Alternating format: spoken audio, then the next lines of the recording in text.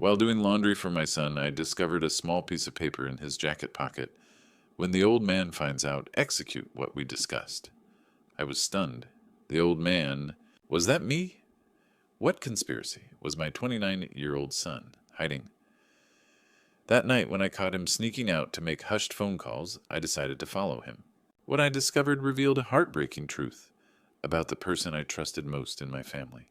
And I realized my wife's death 3 weeks ago wasn't as simple as it appeared. They thought I was just a weak old man. They were about to discover their deadly mistake. Before I tell you the shocking truth I discovered, drop a comment with your city and tell me, have you ever found something that made you question your own family? What I'm about to reveal will change everything. 3 weeks. That's how long it had been since Caroline's funeral, since I'd watched them lower my wife into the ground, while our son Philip whispered, "We'll get through this, Dad." 3 weeks of learning to live alone in our Portland home with Philip, staying over to help me navigate the basics of single life. The grief still ambushed me at unexpected moments, like now doing laundry and remembering how Caroline used to check our pockets for forgotten tissues. "You'll ruin the whole load," she'd say, always smiling. I was checking Philip's navy jacket when my fingers found something wedged deep in the inner pocket, a folded piece of paper worn from handling. The handwriting was unfamiliar, sharp, angular letters that definitely weren't Philip's messy scrawl. "When he finds out, do what we agreed on." My hands trembled. Who was he? What agreement? Why was my 29-year-old son carrying cryptic notes from strangers? I checked the pocket again and found a brass key stamped with 47B. Attached was torn paper with an address in the same handwriting, 47B Industrial Drive. The industrial district, down by the river where old warehouses squatted like sleeping giants. Not Philip's usual territory. I sank onto the washing machine edge, Caroline's absence hitting hard. She would have known what to do.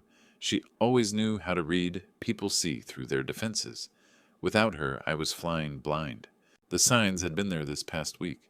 Philip stepping outside for phone calls, even in the rain, leaving for hours with vague explanations about errands, picking at his food during dinner, jumping when I spoke. Yesterday I'd found him in Caroline's office, staring at her desk with an unreadable expression. When I asked what he was doing, he'd mumbled about insurance papers and quickly left. Tires on gravel snapped me back to reality. Philip was home. I shoved the note and key into my pocket, heart racing. The washing machine sat open, his jacket draped over the edge like evidence. Footsteps on the porch. Keys jingling. I grabbed the jacket, tossed it in the washer, and hit start just as the front door creaked open. "Dad, I'm home." Philip appeared in the doorway, dark hair damp from Portland drizzle. His eyes immediately scanned the scene. Me, the washing machine, his jacket nowhere visible. "You're doing my laundry." His voice was carefully neutral, but tension leaked through. "Just being helpful," I said, trying to sound casual. "Found your jacket on the couch." Color drained from his face. His eyes darted between the washing machine and me, searching my expression with uncomfortable intensity. "Did you—" he started, then stopped. His Adam's apple bobbed. "Did you check the pockets first?" Dinner felt like a minefield. Philip pushed his meatloaf around, barely eating, while I fought to act normal, despite the note hidden in my pocket. His eyes kept flicking to mine, then darting away. "About my jacket," he said finally. "You washed it?" "Yeah, threw it in with the darks." I kept my voice steady. "Why, just wondering if you found anything in the pockets. Mom always checked for tissues." The casual mention of Caroline felt like a test. "Just some loose change, nothing else." The lie came easier than expected. Philip's shoulders relaxed slightly, a tell that confirmed my growing suspicions. We cleared dishes in uncomfortable silence until his phone buzzed. He glanced at the screen and went pale. "I need to take this." "Philip, we're still—" "Work stuff. Important." He was already heading for the back door. "Be right back." Through the kitchen window, I watched him pace the porch, speaking in urgent whispers. The old house's thin walls had never provided much privacy. I pressed my ear to the glass. "Yes, I understand." His voice was barely audible but tense. "No, everything's fine here. He doesn't suspect anything." My blood froze. "He doesn't suspect anything. Me? Tomorrow night, then. Same place as before." A pause. "I know the risks, but we don't have a choice anymore." I pulled back as he ended the call, heart hammering. When he returned, I was scrubbing plates with unnecessary force. "Everything okay?" I asked without turning. "Yeah, just scheduling stuff." "But what's scheduling?" Since Caroline's funeral, Philip had been working from home, helping with paperwork. When had mysterious evening calls started? That night, I stared at the ceiling, unable to sleep. The note, the key, the phone call. Philip was involved in something he couldn't tell me about. But what? Then it hit me. Caroline's final weeks. How she'd started working late, taking secretive phone calls, stepping outside when her phone rang. How she'd seemed distracted, worried, carrying some invisible burden. I'd blamed work stress. Caroline was a paralegal, always took her cases seriously. But now, with Philip's words echoing in my head, I wondered if there'd been more to it. Had Caroline been involved in something dangerous? Had she somehow passed that involvement to Philip? Around 5 a.m., I made my decision. I was going to follow Philip today, see where he went, who he met. I owed it to Caroline's memory and Philip's safety to find out the truth. I must have dozed off because I jerked awake to Philip's bedroom door closing. 6:30 a.m., way too early for his usual routine. I slipped to my window just in time to see him loading a large, heavy-looking backpack into his car. The bag was stuffed full of something I couldn't identify. He drove off without saying goodbye, leaving me with more questions than answers. I stayed 3 cars behind Philip's Honda through Portland's morning traffic. 25 years as a software engineer had taught me patience, but following my own son felt like navigating uncharted territory. Philip drove toward the industrial district along the Willamette River. Suburban neighborhoods gave way to warehouses and loading docks. When he turned onto Industrial Drive, my pulse quickened. The address from the note. I parked behind a shipping container and followed on foot, staying close to the fence line. The air smelled of diesel and river water. There it was, 47B Industrial Drive, a windowless building with peeling paint. Philip's car sat alone in the cracked parking lot. I crouched behind an abandoned pickup, close enough to see, but hopefully hidden. Philip emerged carrying the heavy backpack and waited by his car, checking his watch repeatedly. He looked nervous, agitated. I pulled out my phone, switched to camera mode. If something was happening, I wanted evidence. 10 minutes later, a black Mercedes pulled up, expensive out of place in this industrial wasteland. A middle-aged man stepped out, well-dressed, graying hair, confident posture that suggested money and authority. I zoomed in with my phone camera. The man approached Philip, and they spoke briefly. Then Philip walked to his Honda and opened the trunk. He pulled out a metal box, rectangular, about the size of a small suitcase. It looked heavy as he carried it toward the other man. Then the stranger turned in my direction, and I got a clear look through the zoom lens. My blood froze. Chris Thornton, Caroline's brother. I nearly dropped the phone. Chris, who'd given a touching eulogy at Caroline's funeral, who'd offered help with insurance paperwork, who'd been calling to check on the family every few days since we buried my wife. What was Caroline's brother doing, meeting my son secretly at this warehouse? Chris walked to the warehouse door and produced his own key, unlocking it with practiced ease. He'd clearly been here many times before. Philip followed, carrying the metal box with obvious reluctance. My heart nearly stopped. That box! I knew that box. It was identical to the one Caroline used to keep in her home office. The same brushed steel finish, the same digital lock on the front, the same reinforced corners. She'd bought it years ago to store important documents. Birth certificates, insurance papers, legal files. But Caroline's box had disappeared after her death.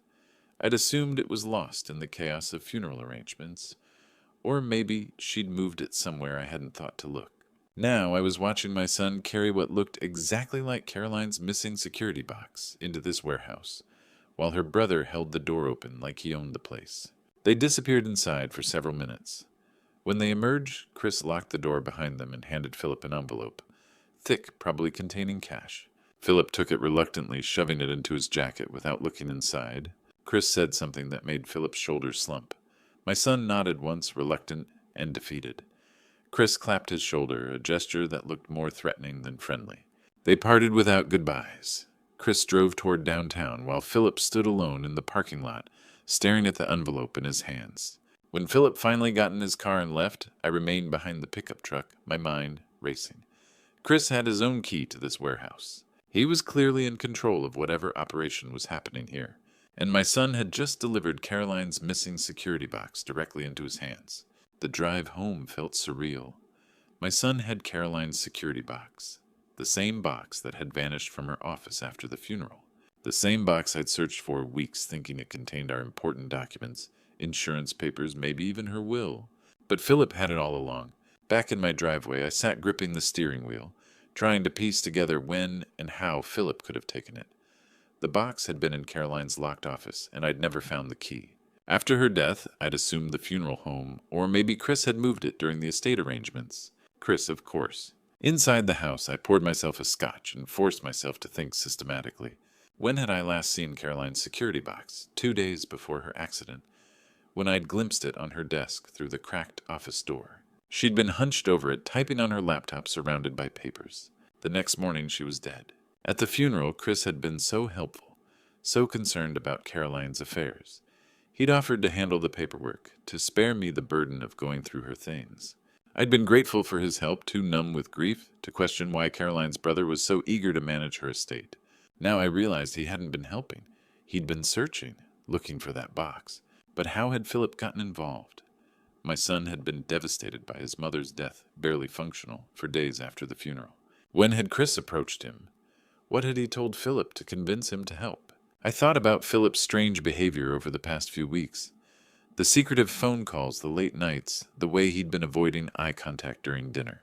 He'd been carrying this burden alone, probably scared, maybe even threatened. The cash envelope Chris had given him today, that wasn't payment for services. That was hush money. Or worse, it was payment for something Philip didn't want to do, but felt he had no choice. I needed to know what was in that box. Caroline had been working on something important in her final weeks, something that made her lock her office door and work late into the night, something that made her nervous, distracted, scared. If Chris was willing to pay Philip to deliver that box to a warehouse, if he was going to such elaborate lengths to keep it hidden, then whatever was inside could be dangerous. Dangerous enough to kill for. The thought hit me like a physical blow. Caroline's accident. The car hitting a tree on a road she'd driven thousands of times. No witnesses. No other vehicles involved. What if it hadn't been an accident? What if Chris had killed his own sister to get that box, and now he was using Philip to keep it hidden? My hands shook as I set down the empty Scotch glass. I had to get to that warehouse. I had to see what was inside Caroline's box before Chris realized I knew about it. Then I remembered. The brass key marked 47B, the one I'd found in Philip's jacket pocket and hidden when he came home that first night. I'd stashed it in my jeans pocket, then later moved it to my desk drawer when I changed clothes. I still had Philip's key to the warehouse. I could get inside tonight, retrieve Caroline's box, and find out what my wife had died trying to protect. Whatever Chris was hiding, whatever had gotten Caroline killed, I was going to expose it. For Caroline, and for Philip, who was trapped in something he probably didn't fully understand. I just had to pray I wasn't walking into a trap. Midnight felt like the safest time to commit breaking and entering. I sat in my car outside 47B Industrial Drive, the brass key heavy in my palm.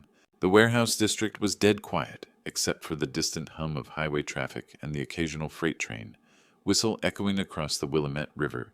The key slid into the lock with a soft click. My hands were steadier than I'd expected as I turned it, and the door opened, with barely a whisper. Inside the warehouse was pitch black, smelling of dust and motor oil.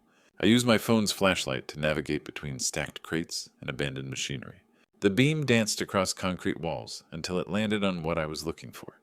Caroline's security box sitting on a metal shelf near the back wall, like some kind of shrine. My heart hammered as I carried it to a clear workspace. The digital display showed 4 blank spaces waiting for a passcode. I'd watched Caroline use this box countless times over the years, but she'd always been discreet about the code. I tried our anniversary first, 6/18. The display flashed red. My birthday, Caroline's birthday, Philip's birthday, all wrong. Then I remembered our first date, June 22nd, 1994. The night Caroline said she knew she was going to marry me. 6:32. The display flashed green and the lock clicked open. Inside was a nightmare of evidence that made my blood run cold. Photographs of construction sites, bank statements, incorporation documents for shell companies, all meticulously organized and annotated in Caroline's precise handwriting. At the center of it all was Chris Thornton. Caroline's notebook laid out a massive money laundering operation. Chris wasn't just a real estate developer. He was washing millions through his construction projects. Dirty money when in clean profits came out through legitimate property sales. The scope was staggering. City officials taking bribes, bank employees falsifying loan documents, contractors using substandard materials while billing for premium work. Caroline had been tracking it all for 3 months, building an airtight case. But the most damning evidence was a series of photographs showing Chris meeting with known criminals, accepting briefcases full of cash. The final photo was dated 2 days before Caroline's death. Chris shaking hands with a man Caroline had identified as Vincent Kozlov, Russian mob money. Her final notebook entry was dated the morning she died. Meeting Chris tonight, going to give him one last chance to turn himself in before I go to the FBI. I know it's dangerous, but he's family. I have to try. If something happens to me, everything Chris needs to know is in this box. The backup drive contains audio recordings of our conversations. He confessed to having City Inspector Morrison killed when Morrison got too close to the truth. Austin, if you're reading this, I'm sorry I couldn't tell you. Chris threatened Philip if I involved anyone else. I thought I could handle this alone. I love you both. Make sure justice is done. My vision blurred as I read her final words. Caroline had died trying to save her brother's soul, and he'd killed her for it. I photographed every document with my phone, uploaded everything to cloud storage, then carefully placed the evidence back in the box. Chris couldn't know I'd found it. Not yet. I needed to get this information to the FBI and needed to build a case that would stick. As I prepared to leave, I noticed a small, red light blinking in the corner near the ceiling, a security camera nearly invisible in the shadows. My blood turned to ice. Had it been recording this whole time? I grabbed the box and headed for the exit, praying I wasn't already too late. If Chris saw that footage, if he knew I'd discovered Caroline's evidence, then Philip and I were both dead. The warehouse door closed behind me with a soft click, and I drove home through empty streets, Caroline's final message echoing in my mind. Justice would be done. I'd make sure of it. But first I had to figure out how to save my son. I barely slept that night, Caroline's final words haunting every attempt at rest. By dawn, I'd made my decision. I would take the evidence to the FBI first thing Monday morning. Agent Marcus Reed, Caroline's contact from her paralegal days, would know how to handle this properly. But Chris didn't give me that chance. My phone rang at 7 a.m., jarring me awake. Unknown number. Hello, Austin. Chris's voice was calm, almost pleasant. We need to talk. My blood turned to ice. Chris, what's... I know you were at the warehouse last night. Interesting reading, wasn't it? The camera. Of course he'd been monitoring it remotely. I sat up in bed, mind racing. I don't know what you're talking about. Cut the bullshit. I have very good security cameras, and you're not nearly as sneaky as you think. His voice hardened. You found Caroline's little treasure trove. Where's Philip? The question came out before I could stop it. Chris chuckled. Funny you should ask. I called your son this morning, told him his father had found some sensitive information, asked him to take care of the problem. My heart stopped. What did you tell him? I told him to kill you, actually. Make it look like an accident, just like his mother. Chris's voice was conversational, like he was discussing the weather. But Philip disappointed me. Said he'd never hurt his daddy. You son of a bitch! So I had to adjust my approach. The sound of a door slamming echoed through the phone. Philip, say hello to your father. Dad, Philip's voice was weak, muffled. Dad, don't. The sound of a fist hitting flesh made me physically sick. Philip cried out in pain. Stop! I shouted into the phone. Whatever you want, I'll do it. Just don't hurt him. Oh, I'm going to hurt him a lot more if you don't listen carefully. Chris's voice was ice cold now. You're going to bring me everything Caroline collected. Every document, every photograph, every recording. And you're going to bring it to the warehouse in 2 hours. The FBI already has copies. No, they don't. You uploaded to cloud storage last night, but I've been monitoring your internet activity for weeks. I know exactly what you did and didn't do. Another thud, another cry from Philip. You haven't contacted anyone yet. You were planning to wait until Monday, weren't you? So responsible, so methodical. He knew me too well. What do you want? I want Caroline's evidence box and every copy you made. In exchange, you get your son back, alive. Refuse and Philip dies slowly while you listen. How do I know you won't kill us both? You don't? But you know I'll definitely kill him if you don't show up. Chris paused. 2 hours, Austin. Come alone, bring everything, and maybe you both walk away from this. The line went dead. I stared at the phone hands shaking. Philip was paying the price for my investigation, just like Caroline had paid for hers. Chris was using the people I loved as weapons against me. But I wasn't Caroline. I wasn't going into this blind and alone. I scrolled through my contacts until I found the number Caroline had written in her notebook. Agent Marcus Reed, FBI Financial Crimes Division. If I was walking into a trap, I was going to make sure Chris went down with me. The phone rang twice before a gruff voice answered. Reed? Agent Reed. This is Austin Pierce, Caroline Pierce's husband. I have evidence you need to see about Chris Thornton, and I need your help. My son's life depends on it. Agent Marcus Reed agreed to meet me at a 24-hour diner instead of the FBI office. Neutral ground, he said, and faster than navigating federal building security, with a hostage situation unfolding. He was exactly what I had expected from Caroline's descriptions, mid-50s graying hair, the kind of weathered face that had seen too many financial crimes destroy too many families. He slid into the booth across from me, coffee already cooling in front of him. You said Caroline's husband. She talked about you. His voice carried genuine sympathy. I'm sorry for your loss. Caroline was building a hell of a case before she died. You knew about her investigation. She contacted me 3 months ago about suspicious real estate transactions. Smart woman, she knew how to follow money trails. Reed's expression darkened, but she went radio silent 2 weeks before her accident. I assumed she'd gotten scared, backed off. She didn't back off. Chris killed her for what she found. I pulled out my phone, showed him the photographs I'd taken at the warehouse. This is everything Caroline collected. Money laundering, bribery, murder. Reed scrolled through the images, his jaw tightening with each swipe. Jesus Christ. Vincent Kozlov, City Inspector, Morrison Shell Companies. We've been trying to crack for years. He looked up. Where's the original evidence? Chris has it, and he has my son.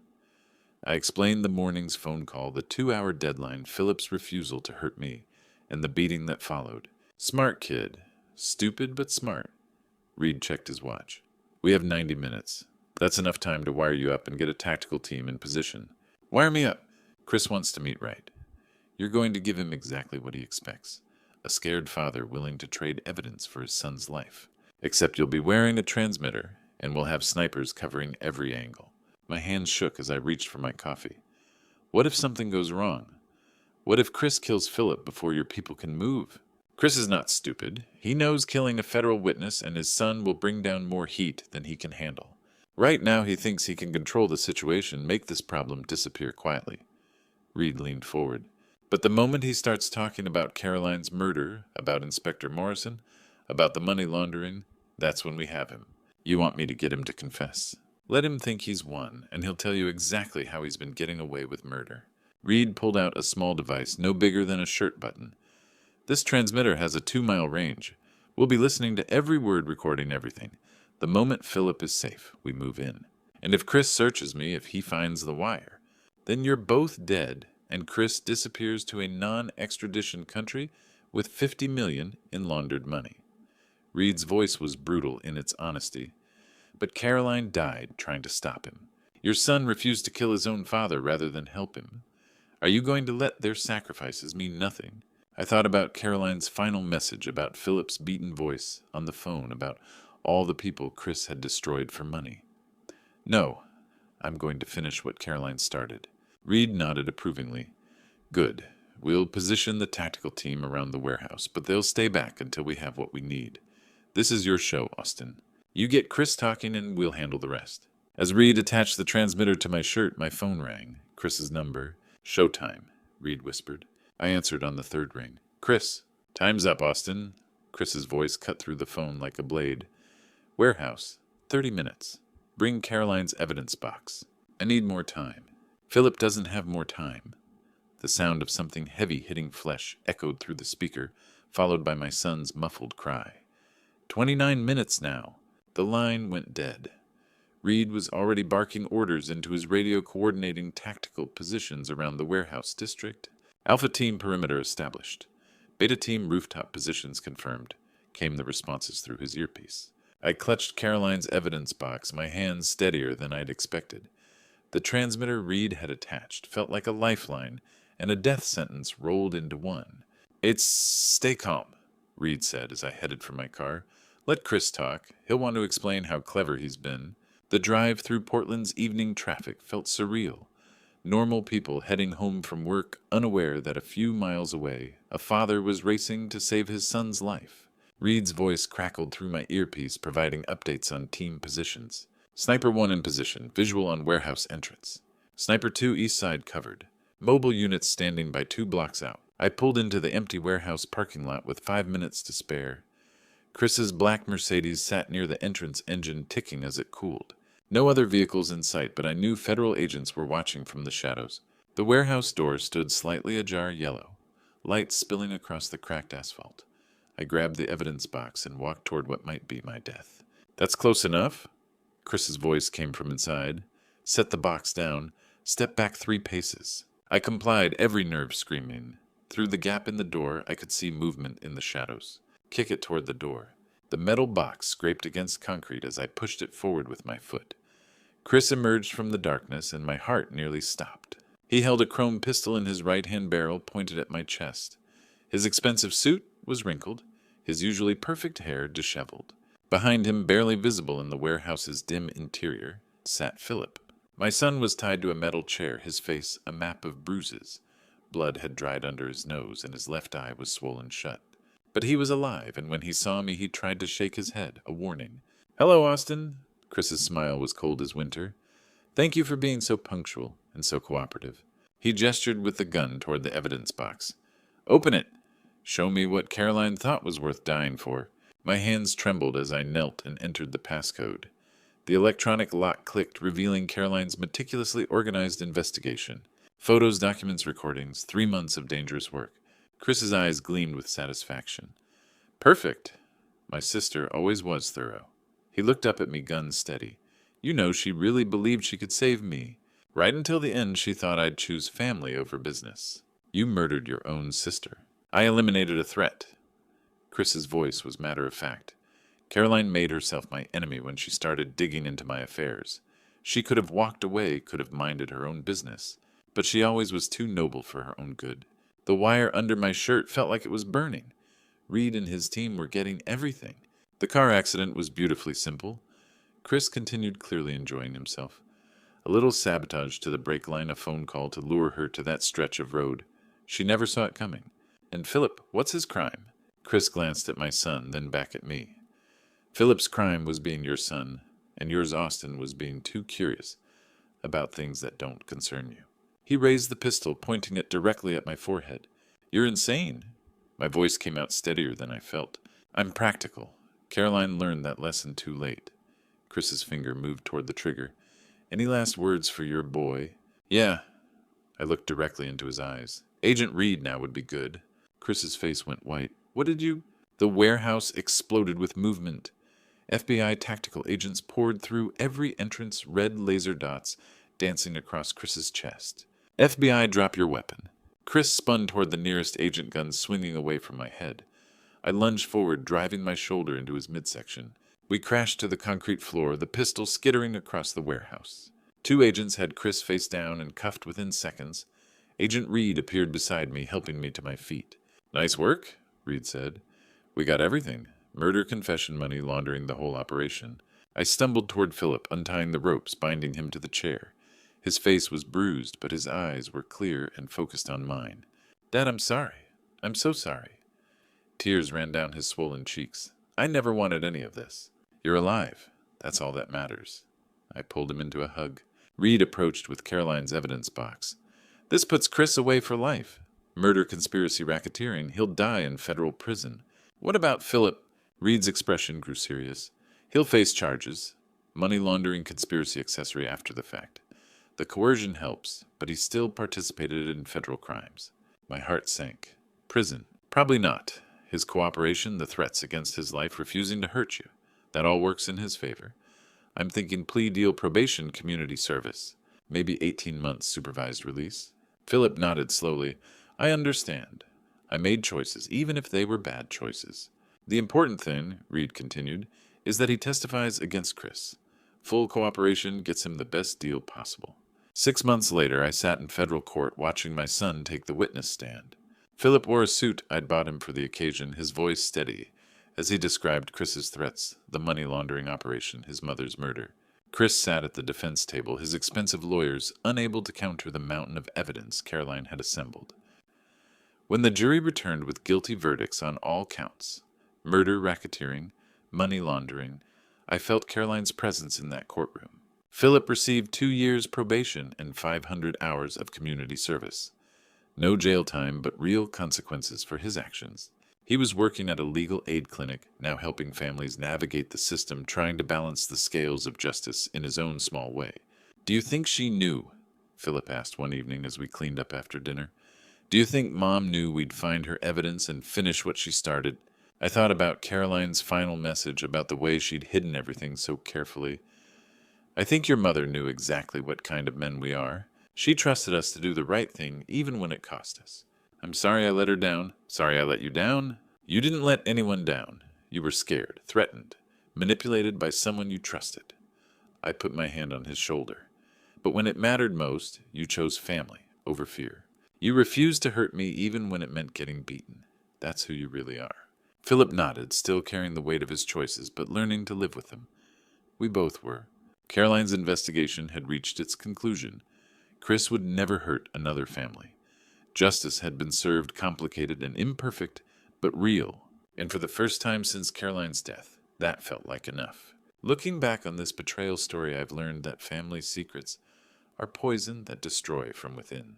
If Caroline had trusted me with her investigation, if Philip had come to me when Chris first threatened him, maybe we could have prevented so much heartbreak. But God has a way of turning our darkest moments into lessons that strengthen our faith. These grandpa stories I share aren't just about crime and punishment. They're about the power of love to overcome deception. Philip's legal consequences taught him that every choice has a price, but God's grace showed him that redemption is always possible. Working at that legal aid clinic, he learned to channel his mistakes into helping others. What strikes me most about these betrayal stories is how they reveal the true character of people we think we know. Chris chose money over family, but Philip chose protecting his father over his own safety. That's when I knew God had raised my son right, despite the circumstances. The final lesson from these grandpa stories: trust must be earned, but forgiveness is a choice we make for our own healing. Caroline's investigation ultimately brought justice, but it was our willingness to forgive Philip's mistakes that brought our family peace. These betrayal stories remind us that even in our darkest hours, God can use broken people to accomplish extraordinary things. Justice was served, truth prevailed, and love conquered fear. What would you have done if you discovered your own child was involved in something dangerous?